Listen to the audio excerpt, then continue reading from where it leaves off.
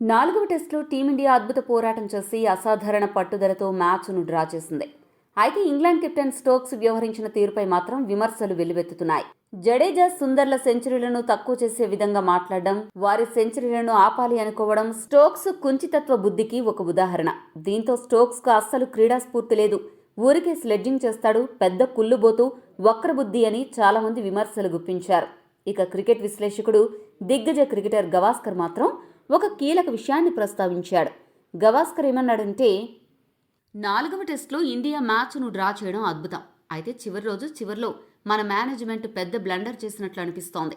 ఈ టెస్ట్ సిరీస్లో ఇప్పటివరకు 60 సెషన్లు జరగ్గా అందులో టీమిండియా కనీసం 35 సెషన్స్లో ఆధిపత్యం చెలాయించింది. కానీ ఇండియా ఒక టెస్టు మాత్రమే గెలవగా ఇంగ్లాండ్ 2 టెస్టులు గెలిచింది.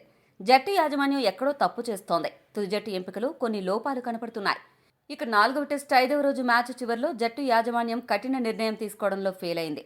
ముందుగా ఇంగ్లాండ్ కెప్టెన్ డ్రాకి ప్రతిపాదిస్తే మన ప్లేయర్స్ ఒప్పుకోలేదు. ఎందుకంటే ఇద్దరు బ్యాటర్లు సెంచరీలకు దగ్గరలో ఉన్నారు కాబట్టి. అయితే ఆ సమయంలో ఇంగ్లాండ్ కెప్టెన్ స్టోక్స్ మా పార్ట్ టైం బౌలర్ల బౌలింగ్లో సెంచరీలు చేస్తారా అని ఎద్దేవా చేశాడు.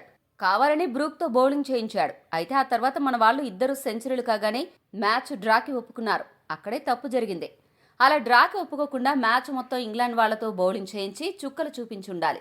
మనం డ్రాకి ఒప్పుకోకుండా అందుబాటులో ఉన్న మొత్తం ఓవర్లు ఆడి ఉంటే ఇంగ్లాండ్ బౌలర్ల తిక్క కుదిరేది. వాళ్ళ నోటి దురదకు తగిన మందు రాసినట్లుండేది. అలా చేస్తుంటే ఇంగ్లాండ్ ఆటగాళ్ల మానసిక స్థితి దెబ్బతినేది. టీమిండియాకు మైండ్ గేమ్స్ చేత కావడం లేదు. ప్రత్యర్థుల మైండ్తో ఆటాడుకోవాలి. గిల్ ఇంకా కొత్త కెప్టెన్. ఈ విషయంలో కోచ్ గంభీర్ కాస్త ఆలోచించి టీమిండియాతో మొత్తం ఓవర్లు ఆడించి ఉంటే అదిరిపోయేది అని గవాస్కర్ సూచించాడు.